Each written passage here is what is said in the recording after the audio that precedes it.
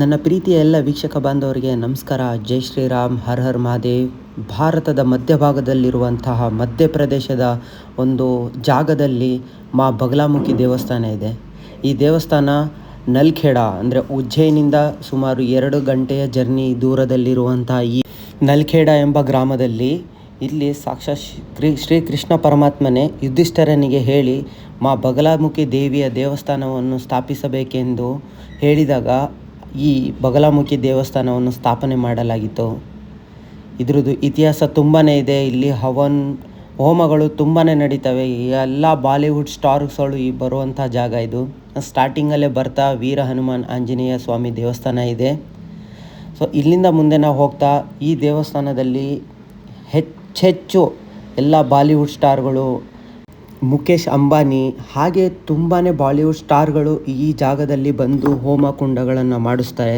ಯಾಕಂದರೆ ಇಲ್ಲಿ ಶತ್ರು ನಾಶಗಳು ಮಾಡಲಿಕ್ಕೋಸ್ಕರನೇ ಅಂತಲೇ ಈ ಜಾಗನ ಸ್ಥಾಪನೆ ಮಾಡಿರೋದು. ನೋಡಿ, ಮಾ ಲಲಿತಾ ತ್ರಿಪುರ ಸುಂದರಿ, ಚಿನ್ನಮಸ್ತ, ಮಾ ಕಾಳಿಕಾ ಪರಮೇಶ್ವರಿ ಹಾಗೆ ಎಲ್ಲ ದೇವಿ ಅಂದರೆ ನಮ್ಮ ಭಾರತದಲ್ಲಿರುವಂಥ 52 ಶಕ್ತಿಪೀಠಗಳಲ್ಲಿ ಈ ಶಕ್ತಿಪೀಠ ಕೂಡ ಒಂದು. ಯಾಕಂದರೆ ಶ್ರೀ ಕೃಷ್ಣ ಪರಮಾತ್ಮನೇ ಹೇಳಿ ಈ ದೇವಸ್ಥಾನವನ್ನು ಸ್ಥಾಪನೆ ಮಾಡಿದರು ಅಂತ ಹೇಳ್ತಾರೆ. ಮಹಾಭಾರತದಲ್ಲಿ ಇಲ್ಲಿ ಯುದ್ಧ ನಡೆಯುವಾಗ ಅಲ್ಲಿ ಮಧ್ಯ ಭಾಗದಲ್ಲಿ ನಡೆದಿರುವಂತಹ ಯುಧಿಷ್ಠಿರನಿಗೆ ಹೇಳಿಬಿಟ್ಟು ಈ ದೇವಸ್ಥಾನವನ್ನು ಸ್ಥಾಪನೆ ಮಾಡಿಸಲಾಗಿತ್ತು ಅಂತ ಹೇಳ್ತಾರೆ. ಬನ್ನಿ ನಾವು ಇವಾಗ ಹೋಗಿ ಒಳಗಡೆ ದೇವಸ್ಥಾನ ನೋಡ್ಕೊಂಬರೋಣ. ಮುಂದ್ಗಡೆ ನೋಡ್ತಾ ಇರೋದು ಅದೇ ಕೃಷ್ಣನ ದೇವಸ್ಥಾನ. ಈ ಸೈಡಲ್ಲಿರೋದು ಇದು ಮಾ ಬಗಲಾಮುಖಿ ದೇವಸ್ಥಾನ. ನಾವು ಒಳಗಡೆ ಹೋಗ್ತಾ ನಿಮಗೆ ಒಂದೊಂದಾಗಿ ತೋರಿಸ್ಕೊತಾ ಹೋಗ್ತೀವಿ. ಇದು ಮಾ ಬಗಲಾಮುಖಿಯ ಮೂರ್ತಿ, ಭಯಂಕರ ಮೂರ್ತಿ. ನೀವೆಲ್ಲ ದರ್ಶನ ಮಾಡ್ಕೊಳ್ಳಿ. ಇದು ಮೇಲ್ಗಡೆ ನೋಡ್ತಾ ಇದ್ದೀರಾ, ಇದು ಸೂರ್ಯದೇವ. ಈಗ ಕೆಳಗಡೆ ಇರುವಂಥದ್ದು ಶ್ರೀ ಕೃಷ್ಣ ಪರಮಾತ್ಮನ ದೇವಸ್ಥಾನ.